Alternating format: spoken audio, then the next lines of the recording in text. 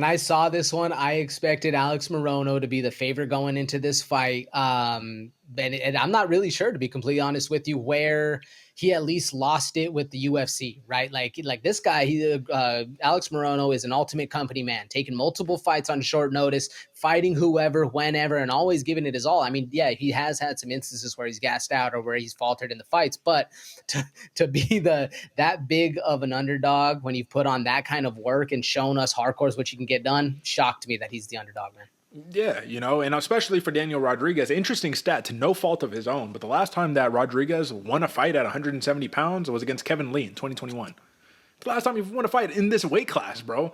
Now, again, to no fault of his own because dude's missing weight. He's having to fight catch weights all over the place, right? But 3 losses in a row. Kelvin Gastelum, Ian Gary, and Neil Magny. Now, are those bad names? No, not at all. Those are fantastic names, actually. Only one that I would say is a little is the Kevin Gastelum one. But again, dude didn't make weight. It got really weird, right? We have weight classes for a reason. But would you be able to say the same thing for Morono, Nico Price, Joaquin Buckley, Santiago Ponzinibbio? Are those bad losses? No, those are great losses. So here we are. So all this tells me, folks. This is the reason. It's not even a matter of who wins, Rodriguez, Morono. This just tells me that from what we've watched, from the history of watching these fighters and looking at the numbers and assessing the fights, handicappers got it wrong somewhere here. So there is value to exploit. So let's exploit it.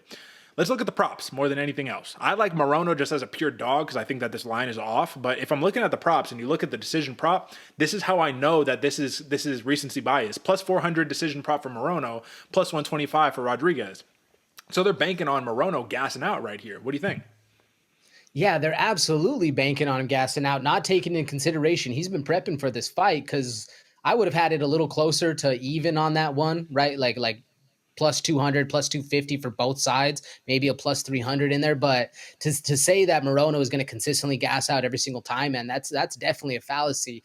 And on the other end, on D-Rod, I mean, he does struggle in those long style grappling fights, right? Where just the grapplers putting on and putting the pressure on, like we saw with the Kelvin Gastelum one, like we even see in the Nicholas Daw. I guess not Nicholas. The Nicholas Daw was a different situation but still the pressure, right? The pressure that's able to be put on you with however the fighter is going to be able to get this one to there. That's what D-Rod suffers with. So I'm a little shocked at that plus 125 decision. I thought the TKO prop would be a better one for him. One thing that I'll point out is that I was searching for these props all week long, man, and they were kind of late because this was a kind of a late addition to the card, right? But they were kind of late on it. And I was like, man, what's taking so long? For a second, I was like, this fight might not take place. But I'm like watching videos of D-Rod running in the mountains and whatnot and prepping and all that. So I'm like, the fight has to be going on. But this is what's interesting. Yeah, they gave them basically identical odds for the TKO and for the sub, and they're just banking on Morono not having a good gas tank here. So if anything, plus 400 decision prop for Morono is something that really intrigues me because I definitely think this fight's going to a decision. And the reason why is because Alex Morono falls into the group of fighters that I have a love-hate relationship with, who have an incredible skill set but refuses to use it. This dude is a jiu-jitsu black belt who could really dominate with some grappling here, because one of my notes for D-Rod is you cannot give up the takedown. Like, you cannot give up the takedown.